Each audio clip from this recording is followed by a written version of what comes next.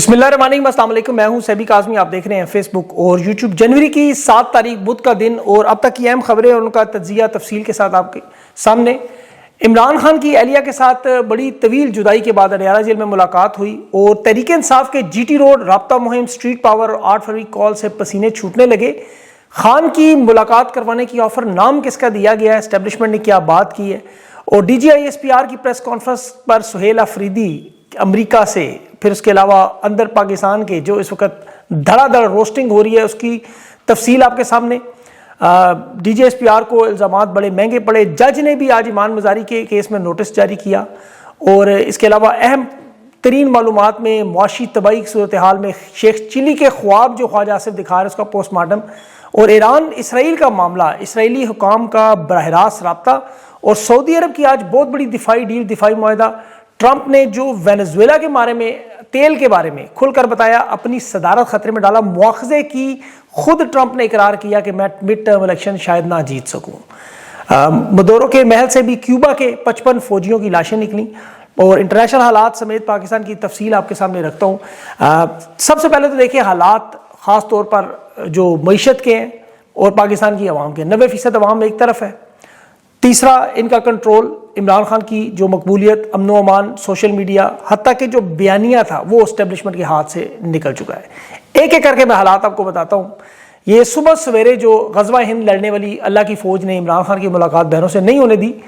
علیمہ خان نے 7 دن کا اتمام حجت پوری کی ہے کہ عمران خان کی جو ابھی اہلیہ سے 45 منٹ کی ملاقات ہوئی، اس کے بعد ظاہر تحریک انصاف نے جو دباؤ ڈالا اس مذاکرات کے معاملے پر، صرف ایک بندے کی اسٹیبلشمنٹ نے حامی بھری، وہ ہے بیرسٹر گور، کہ 8 فروری سے پہلے ان کی ملاقات کے لیے ہم عمران خان کے لیے تیار ہیں۔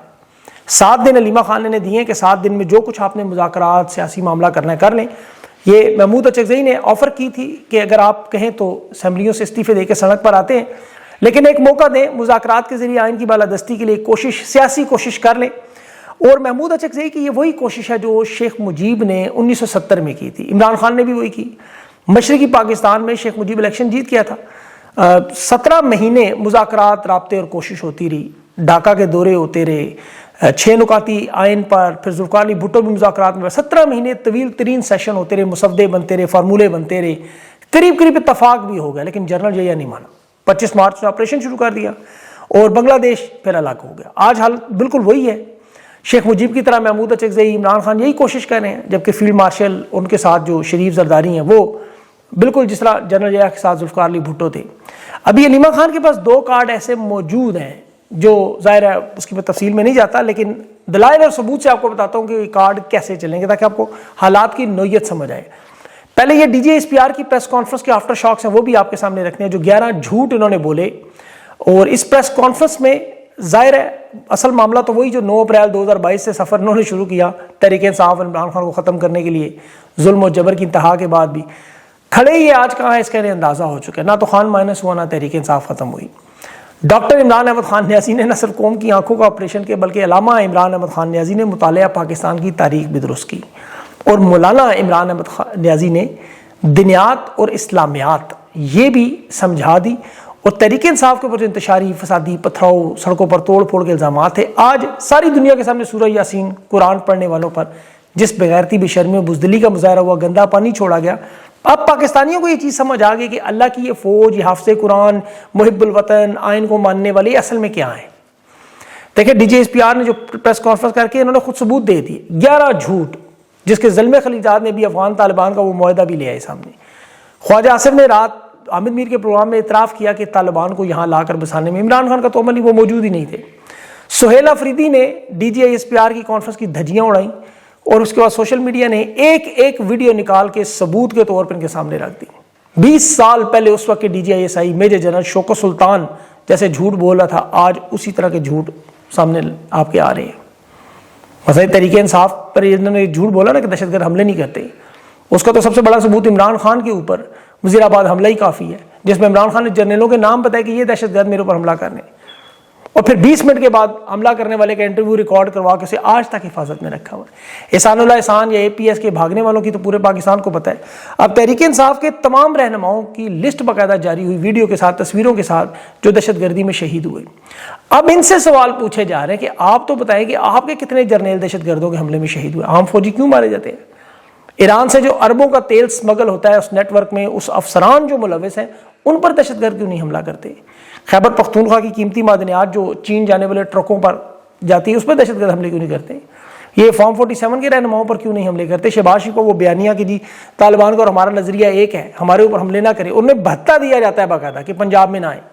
تو ان سے سوال شروع ہو گئے ہیں۔ ابھی افغانستان سے آپ کو پتہ ہے تجارت بند ہے لیکن سمگلنگ کھلی ہوئی ہے، یہاں سے جو نکالے گئے لوگ ہیں وہ 25,000 روپے دے کے واپس آ جاتے ہیں۔ تو ان سے پوچھے کہ یہ جو جرنیل اس دور میں ڈرون حملوں کے عوض ڈالرز لیتے تھے ان کے بینکوں کو آڈٹ کریں ذرا، دہشت گردی آپ کو ساری سمجھ آ جائے گی۔ پھر ان کا یہ سب سے بڑا جھوٹ کہ عمران خان نے آرمی چیف کو باپ کا، یہ بھی پکڑا گیا۔ یہ ویڈیوز تو خیر ٹویٹر پہ لگی ہوئی ہیں۔ عمران خان نے کہا تھا میں آپ کا باپ ہوں، یعنی منتخب وزیر اعظم قوم کا باپ ہے، قوم میں یہ بھی آتے ہیں۔ فیصل واڈا نے شاید انہیں باپ بنایا ہوگا، وہ ان کا جھوٹ بہرحال پکڑا گیا۔ 11 مزید جھوٹ تھے 3 گھنٹے کی اس پریس کانفرنس میں۔ اصل میں یہ نااہلی، کوتاہی اور کمزوری کو تسلیم کرنے کے 74,000 آپریشن، 18 بڑے آپریشن کرنے کے باوجود عوامی جماعت پہ دہشت گردی کی ان کی وجہ سے ختم نہیں ہو رہی، حالانکہ اس میں تمام جماعتیں شامل ہیں جنہوں نے ابھی آپریشن کی انکار کیا۔ 7 لاکھ کی فوج، ایٹمی فوج دہشت گردی پر قابو نہیں پا سکی 24 سالوں میں، تو ماننے پالیسی غلط ہے۔ اس کے بعد دیکھیں ادارے کا کیا حال ہے کہ DGSPR کی ایک پریس کانفرنس جب ماضی میں ہوتی تھی، جنرل آصف غفور کا زمانہ آپ کو یاد ہوگا، ہندوستان تک وہ پریس کانفرنس دیکھی جاتی، لاکھوں لوگ سن رہے ہوتے تھے۔ آج اس میں جگتیں، مذاق، تنقید، الزامات، نقشے دکھانا، اب اس میں یہی رہ گیا۔ اب یہ ظاہر ہے کور کمانڈر بھی بننے کے اہل ہے، پھر آرمی چیف بننے کے بھی ظاہر خواب تو دیکھتے ہوں گے۔ 90% عوام کو دن رات دھمکیاں دبانے کی کوشش، اور یہ سب کچھ ہماری آنکھوں کے سامنے ہو رہا ہے کہ یہ اللہ کی پسندیدہ فوج غزوہ ہند والی اب صرف کہہ رہی ہے مشرق اور مغرب میں جنگ لگانی ہے۔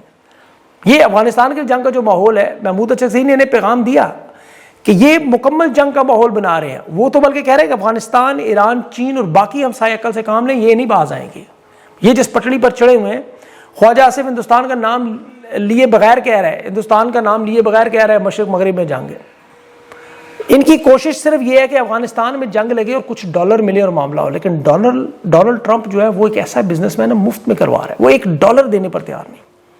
وہ تو برملا تسلیم کر رہا ہے کہ تیل کے ذخائر کے لیے میں نے وینزویلا پہ حملہ کیا، وہ تو ہر ایک کی جیب پہ نظر رکھتا ہے، کپڑے تک اتروا لے گا ان کی۔ وہ تو بنا کسی لگی لپٹی کے کہہ رہا ہے کہ تیل کی دولت امریکہ کے لیے ضروری ہے، گرین لینڈ پہ بھی قبضہ اسی لیے کروں گا۔ وہ تو کچھ نہیں دے گا، وہ تو ان سے بلکہ کچھ نہ کچھ لے جاتا ہے ہر دورے میں۔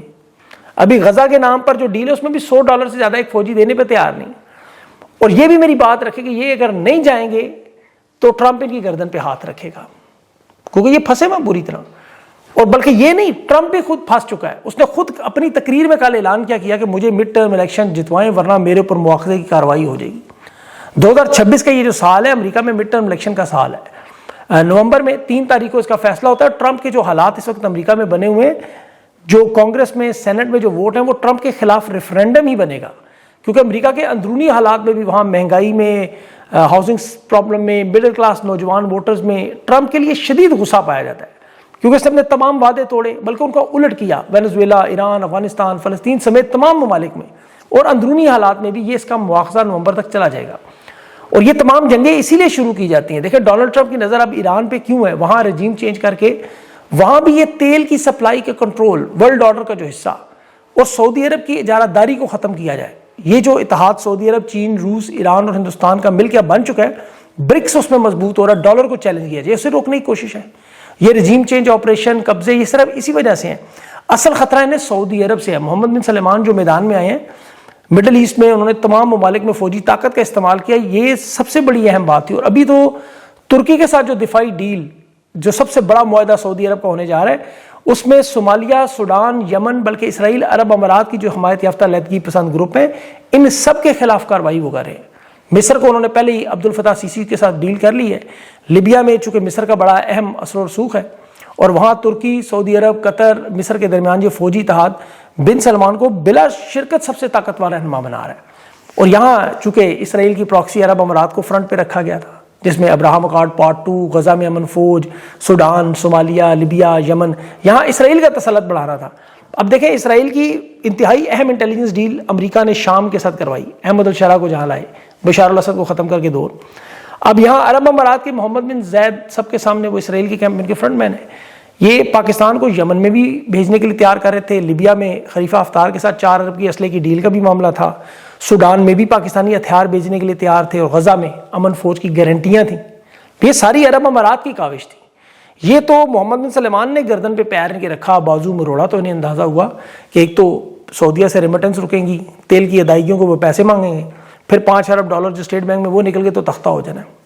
تو حالات اس سٹیج پر پہنچ چکے ہیں کہ خادمین حرمین شریفین کے اندر انہوں نے دفاع کرنا تھا، وہاں اب یہ جانے کے لیے اجازت نہیں مل رہی، کیونکہ غزہ فوج کے لیے محمد بن سلمان تیار نہیں ہے، اب وہاں بھیجا تو محمد بن سلمان گردن پکڑ لے گا۔ تو یہ بڑے بری طرح پھنسے ہوئے ہیں، جس طرح امریکہ اور چین کے درمیان سینڈوچ بنے ہوئے ہیں، ایران اسرائیل کے اوپر سے جو معاشی جھٹکے آ رہے ہیں۔ خواجہ آصف کی رات پروگرام میں حامد ہوئی کہ 2 دعوے تھے بڑے، ایک تو مشرق مغرب جنگ کا تھا، مشرق میں ظاہر وہ کہہ رہے ہیں کہ بھارت کے ساتھ جنگ، وہاں پانی ہمارا بند ہوا ہوا ہے، آپ کو پتہ ہے پاکستان دنیا کا خطرناک ملک بن چکا ہے آج، جہاں زمین کے نیچے پانی سب سے زیادہ کم ہو رہا ہے۔ 34% بارشیں جو ہے وہ دسمبر میں نہیں ہوئی۔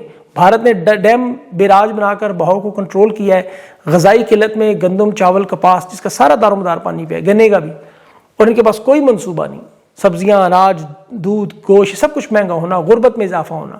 یہاں تو عمران خان کے لگائے ہوئے درخت کاٹ کے انہوں نے اسلام آباد پورا گنجا کر دیا، اور یہ بھارت کو دھمکیاں دے رہے ہیں اب جنگ ہوئی تو چھوڑیں گے نہیں۔ یہ کبوتر جس طرح آپ کو پتہ ہے بلی کو دیکھ کے آنکھیں بند کرتا ہے، خود کو محفوظ سمجھتا ہے۔ ان کے اپنے معاشی حالات اس لیول پر پہنچے ہوئے ہیں کہ سوائے دعوے کرنے کے، جھوٹے بیانات دینے کے، اعداد و شمار کی ہیرا پھیری کے علاوہ ان کے پاس کچھ بھی نہیں ہے۔ خواجہ آصف نے کہا جی ہمارے پاس جہازوں کے اتنے آرڈر آ چکے کہ 6 مہینوں میں IMF کی ضرورت ہی نہیں، آپ صرف پچھلے 3 سال 10 مہینوں میں ان کے دعوے صرف نکال لیں ہر ملک کے دورے کے بعد، سعودی عرب کی آئل ریفائنری لگنے کے، جنٹری بیچ کے، ٹرمپ ٹاور کے، آذربائیجان کے 2 ارب ڈالر کے، کویت کے 9 ارب ڈالر کے، عرب امارات کے 25 ارب، سعودیہ کے 50 ارب، یہ تو اتنے ڈالروں کے خواب دکھائے جتنے شیخ چلی نے دکھائے۔ اب کہہ رہے 24 گھنٹے ہماری فیکٹریوں میں کام ہو رہا ہے۔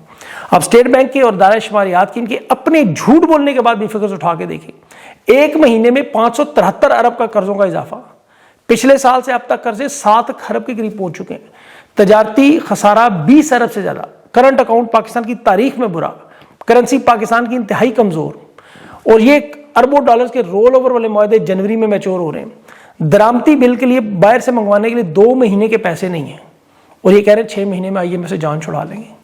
ذرا ایک شرط تو IMF کے ماننے سے انکار کر کے دکھائیں، بجلی، گیس، پیٹرول پہ ذرا مزید ٹیکس نہ لگا کے دکھائیں۔ پاکستان کے تمام صنعتی زون اس وقت بند ہو چکے ہیں، پاور لومز بیٹھ گئی ہیں، اسمال میڈیم انٹرپرائز طبقہ تقریباً ختم ہو چکا ہے۔ ایکسپورٹ میں، ٹیکسٹائل میں معیشت کی تباہی کا خود اسٹیٹ بینک اور ادارہ شماریات کے آپ نمبرز دیکھیں۔ اب ان حالات میں وہ سیکٹری دفاع ہے لیفٹیننٹ جنرل ریٹائرڈ محمد علی، سیکٹری دفاع، وہ کہہ رہے ہیں اسلام آباد، کراچی، لاہور کے ایئرپورٹس بھی ہم PIA کی پرائیویٹائزیشن کے بعد آؤٹ سورس کر رہے ہیں۔ سینٹ کی اس بریفنگ میں وہ اقرار کر رہے ہیں کہ ہم یہ تینوں ایئرپورٹس نہیں چلا سکتے، آن ریکارڈ بریفنگ، مطلب 3 ایئرپورٹس نہیں چلتے ملک کیسے چلے گا؟ بلوچستان فلائٹس نہیں جاتی، $400 ملین کا وہاں مہنگا ترین ایئرپورٹ بنا ہے، کہہ رہے ہیں فلائی جناح کی گردن پہ بندوق رکھ کے ہم جہاز بھیج رہے ہیں۔ تو حالات ان کے اتنے خراب ہیں کہ پاکستان کے اپنے جہاز بلوچستان نہیں جا سکتے۔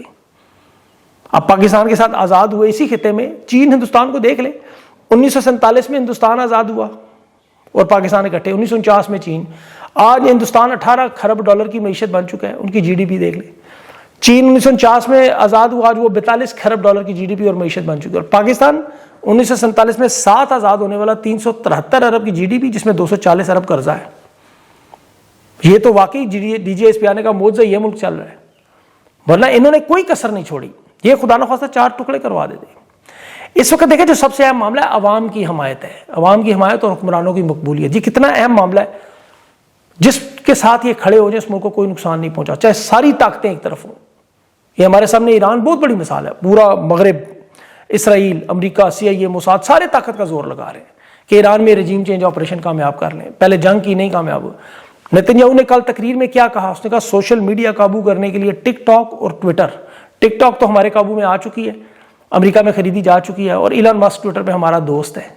مغربی میڈیا آپ اٹھائیں، گوگل پہ جائیں، ایران کے حوالے سے خبر ڈھونڈیں، آپ کو صرف ایک ہی بیانیہ نظر آتا ہے۔ ان کے بڑے بڑے ادارے CNN، فاکس، BBC، سب باقاعدہ ہدایات کہ وہاں کیا دکھانا ہے، کہ عوام رجیم چینج چاہتی ہے، حکومت بدلنا چاہتی ہے، لیکن کامیابی نہیں ہو رہی، کیونکہ ایران کی عوام اصل میں اپنے رہنماؤں کے ساتھ کھڑی ہے. سڑکیں دیکھیں ان کی اصفہان کی بھری ہوئی ہیں. یہ ریلیاں ثبوت ہے اس چیز کا کہ زبان خلق کو نکارا خدا سمجھے. اور ایران کو اب یہ پیغام کیا دے رہے تھے کہ ہم آپ کے خلاف جنگ کا ارادہ نہیں رکھتے، آپ ہمارے اوپر حملہ نہ کریں. یہ ابھی اسرائیل نے ہمسایہ مسلمان ملک کے وزیر خارجہ کے ذریعے پیغام بھیجا. اور ایران کو تو پتہ ہے یہ سارا دھوکہ ہے. پہلے بھی ان میں جون میں یہی ہوا تھا، جمعے کے دن مذاکرات امریکہ ایران کے کامیاب ہو چکے تھے، دونوں طرف سے مطمئن ہو کے اٹھے اور اچانک حملہ ہوا. اب انہیں خطرہ یہ ہے کہ کہیں ایران نے جو تیاری کی ہے وہ 1000 میزائل اسرائیل کی طرف نہ کر دیں. خطرہ ہے انہیں بہت بڑا. اور اس کے بعد ظاہر ہے ایران کی بھی تباہی بربادی نہیں کر، لیکن ایران کی عوام حکومت کے ساتھ کھڑی ہے. اور جب عوام ساتھ کھڑی ہو جائے پھر کوئی مسئلہ نہیں. یہاں عوام ان کے ساتھ نہیں کھڑی ہوئی، کیونکہ ایران میں لوگوں کو پتہ ہی ہے عوام لیڈر ہمارے کرپٹ نہیں ہے، بدیانت نہیں ہے، فارم 47 پہ نہیں آئے، امریکہ اسرائیل کے ایجنڈے پہ نہیں چل رہے، اسی لیے مظاہرین ان کے ساتھ ہیں. یہاں جس طرح آپ کو پتہ ہے ان کے جو مظاہرین کر رہے ہیں وہ تو تحریک انصاف سوچ بھی نہیں سکتی، اور اس تشدد کو امریکہ مغرب نہیں دیکھتا. یہاں تحریک انصاف کو جیسے لوگوں کو بھون دیا گیا، ایک اسٹیٹمنٹ تک نہیں آئی.